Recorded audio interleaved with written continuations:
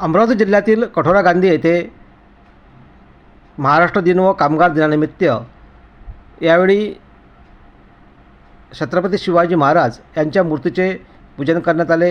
या कार्यक्रमाला उबाटाचे वाहतूक सेनेचे जिल्हाध्यक्ष भारतजी जोंजाळ उपस्थित झाले होते। तर यावेळी गावातील संपूर्ण नागरिक, युवा वर्ग व लहान मुलेसुद्धा या कार्यक्रमाला उपस्थित झाले। छत्रपती शिवाजी महाराज यांना हार अर्पण व पूजन तिलक करून यावेळी अभिवादन करण्यात आले। सर्वांमध्ये यावेळी छत्रपती शिवाजी महाराज की जय अशा प्रकारचे नारेही देण्यात आले।